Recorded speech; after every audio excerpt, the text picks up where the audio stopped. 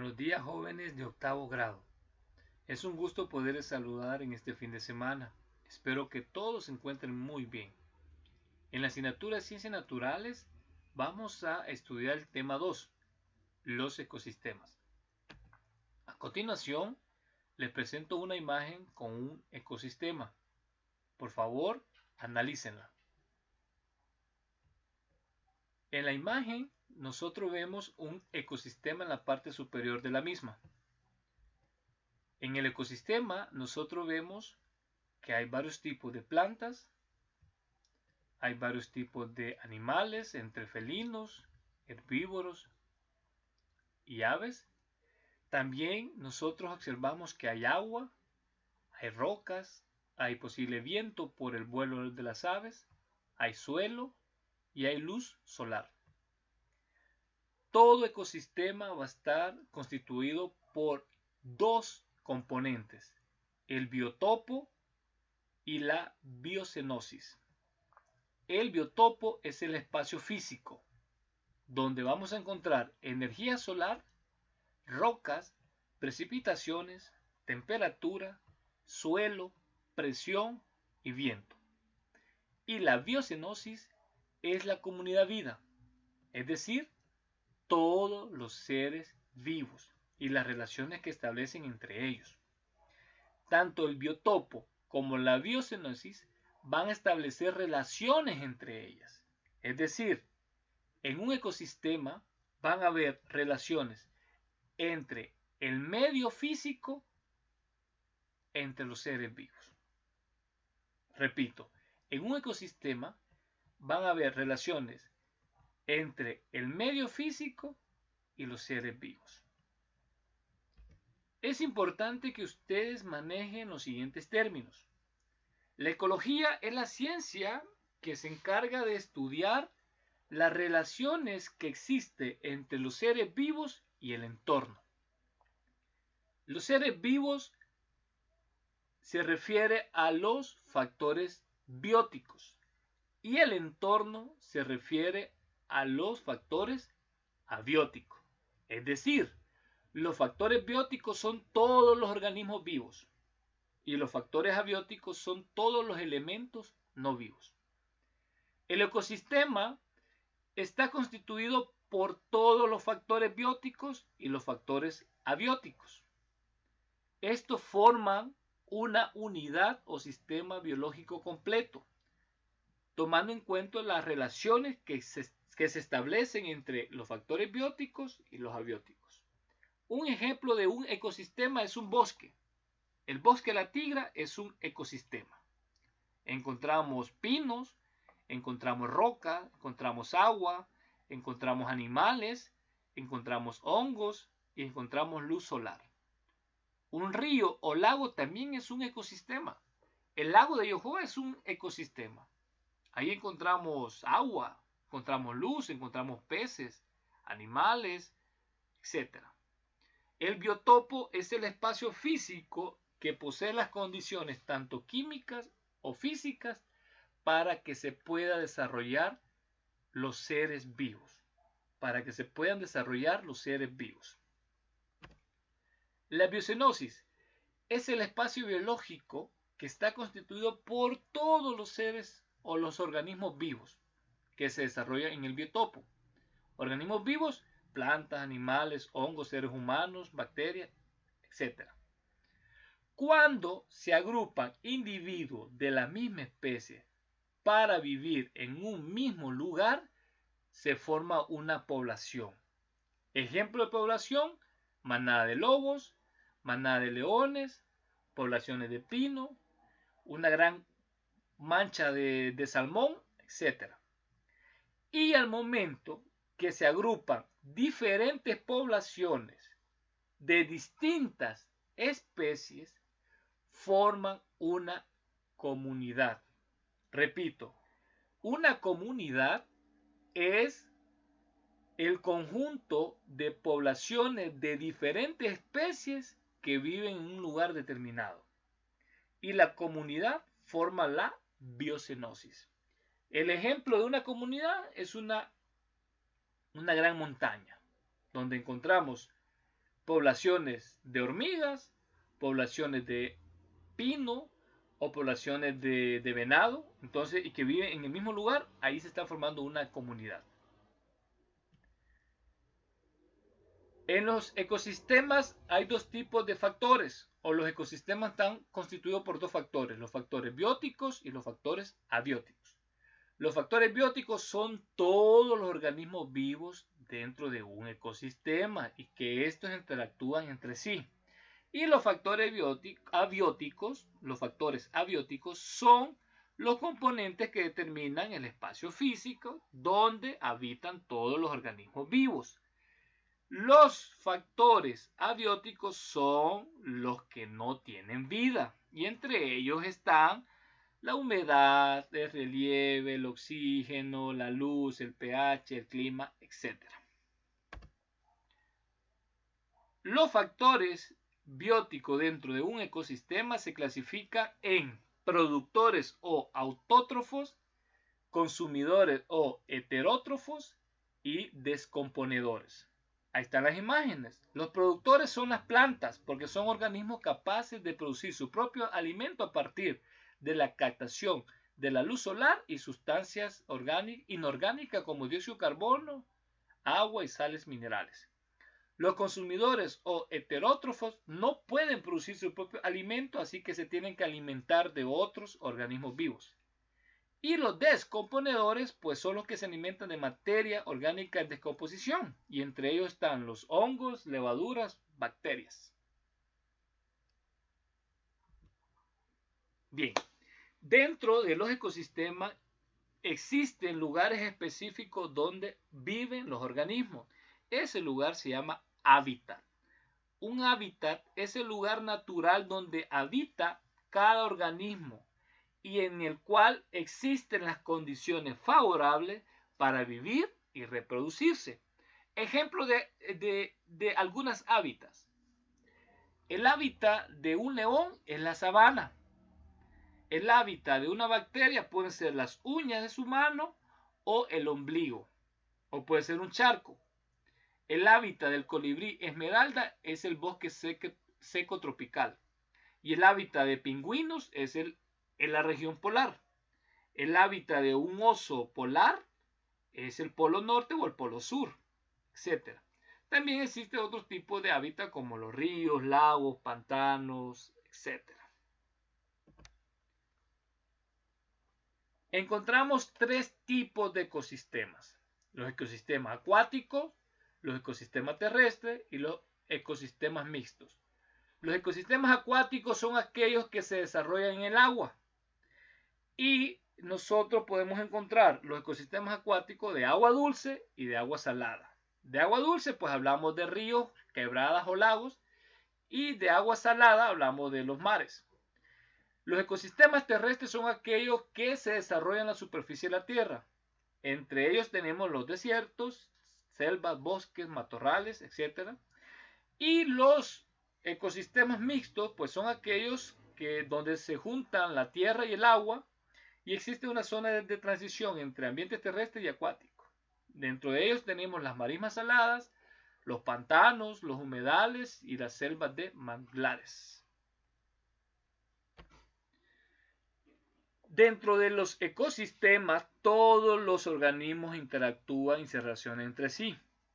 Y lo hacen a través de las redes y cadenas tróficas. Estas muestran quién se come a quién. La función del ecosistema es facilitar el suministro de energía y materiales necesarios para mantener la vida dentro del mismo. Y la principal fuente de energía es el sol. Entonces, ¿qué es una cadena trófica?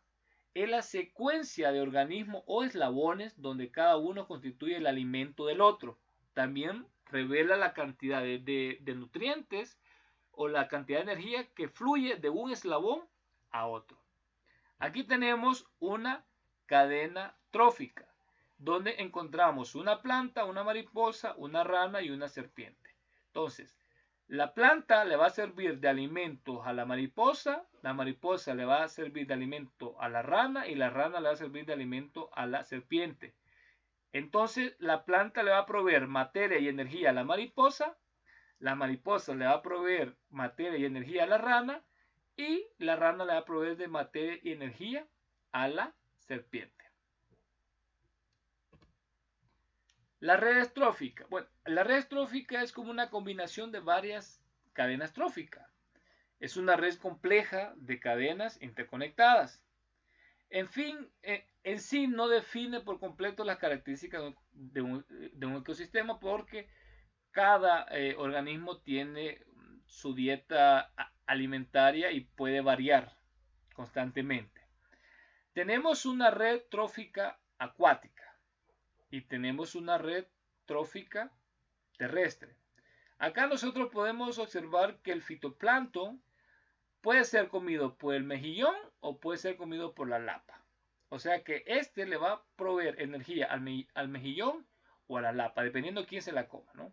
Y que la lapa y que el caracol va a comer al mejillón y a la lapa y que, bueno, aquí es como es una combinación de varias cadenas tróficas. En la terrestre tenemos lo mismo, ¿no?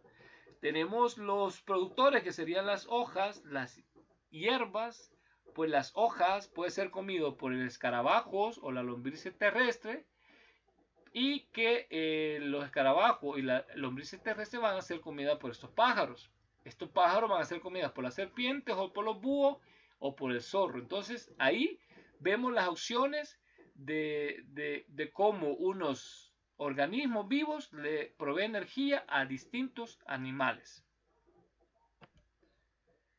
Dentro de las cadenas tróficas y redes tróficas existen niveles tróficos, que son categorías que clasifican a los seres vivos según su forma de obtener materia y energía. Entonces, cada nivel corresponde la posición en la cadena alimentaria o eslabones. ¿Cuáles son los niveles tróficos? Están los productores, los consumidores y los descomponedores o detritívoros. Los productores son llamados autótrofos porque esto produce sus propios alimentos. En este nivel trófico están las plantas.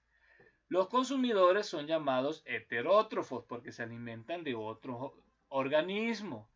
Estos consumidores se clasifican en primarios, o sea, aquellos que se alimentan de los productores, se llaman herbívoros. Los primarios se llaman herbívoros. Los consumidores secundarios se alimentan de consumidores primarios y suelen ser carnívoros o depredadores. Y los terciarios son los que se alimentan de secundarios y suelen ser carnívoros que se alimentan de otros carnívoros. Y los decomponedores o detritívoros son los encargados de la descomposición de los organismos ya muertos. Entre ellos están los gusanos, bacterias, hongos, lombrices, etc. Entonces vamos a identificar acá cuáles son los niveles tróficos en esta cadena. Entonces la planta va a ser el primer nivel trófico, o sea, el nivel productor. La mariposa va a ser el consumidor primario. La rana va a ser el consumidor secundario y la serpiente va a ser el consumidor terciario. Aquí están los niveles tróficos. Está el primer nivel trófico. Estos tres van a formar el segundo nivel trófico. Y si aquí estuviese ya esta serpiente muerta y hubiese bacterias u hongos, entonces aquí sería el tercer nivel trófico, que serían los descomponedores.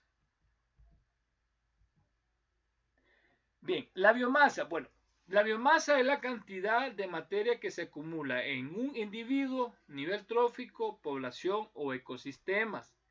En las cadenas o redes tróficas, una parte de la energía química es almacenada en la biomasa y otra se transfiere de un nivel a otro. Bien, cuando la biomasa pasa de un nivel trófico a otro, solo aproximadamente el 10% queda disponible para el siguiente nivel trófico. Es decir, que el 90% de la energía no se transfiere por las siguientes razones.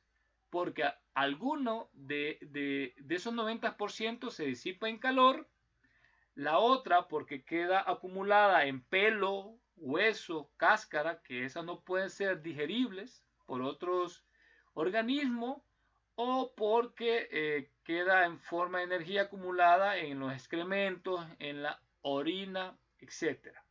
Entonces, Ahí menciona que cuando la biomasa pasa de un nivel atrófico, solo el 10% queda disponible para el siguiente nivel trófico y el 90% de la energía restante no se transfiere, queda en el mismo nivel trófico.